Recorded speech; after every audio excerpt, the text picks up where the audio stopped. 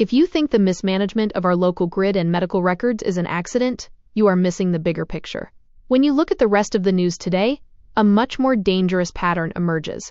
This isn't just incompetence, it is a systematic corporate and legislative takeover of Canadian infrastructure, and our public assets are being carved up right in front of us. Let's start with an unelected body trying to strip away the fundamental rights of working-class Canadians. A Senate Transport Committee is currently pushing radical new legislation designed to completely eliminate the right to strike for rail and port workers. The official narrative claims this is about economic patriotism, protecting our trade reputation, and securing national exports. But let's look at who this actually serves. The Canadian Union of Public Employees hit the nail on the head when they warned that this is a blatant attempt to Americanize Canadian labor laws. This isn't about protecting everyday citizens. This is a legislative gift handed directly to giant multinational logistics and shipping corporations. They want to ensure they can suppress wages and maximize corporate profits without ever having to face the legal resistance of an organized workforce.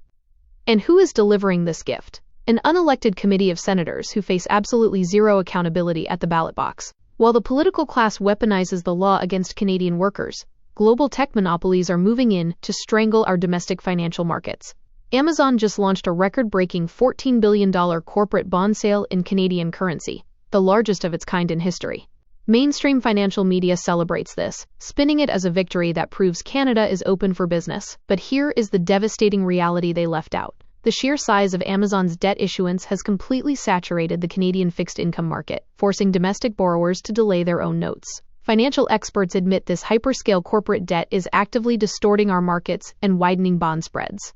This means local Canadian utilities, municipal school districts, and essential public infrastructure projects are suddenly forced to pay higher interest rates or delay their borrowing because a trillion-dollar tech giant crowded them out of the line. This connects directly back to the physical infrastructure crisis. Big tech isn't just draining our actual power grids and water supplies to run data centers, they are draining our credit markets to fund their empires. Local taxpayers are getting hit from both sides. We pay higher utility rates to support their infrastructure, and we pay more for public loans because Amazon squeezed local projects out of the market. And while corporations drain our resources, the government refuses to provide basic legal clarity on the very land we live on. Following a controversial Court of Appeal decision regarding a massive Aboriginal title claim by the Wolastoqey Nation, more than half of New Brunswick's territory has been cast into absolute legal limbo.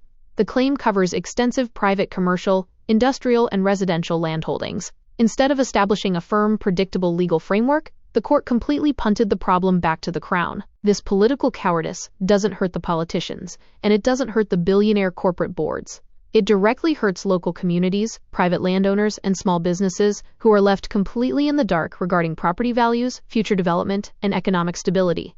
The government systematically refuses to take a definitive stand because they want to avoid political fallout, leaving everyday citizens to carry the weight of an unstable economy. Whether it is unelected senators stripping labor rights to please global shipping giants, a tech monopoly distorting our financial markets, or a government too cowardly to provide legal clarity on property ownership, the diagnosis is the same. Public infrastructure and public rights are being systematically subordinated to serve corporate interests. We see the patterns, we poke the holes, and we refuse to look away. This is the Canadian Citizens Journal. Stay informed, ask questions, and hold them accountable.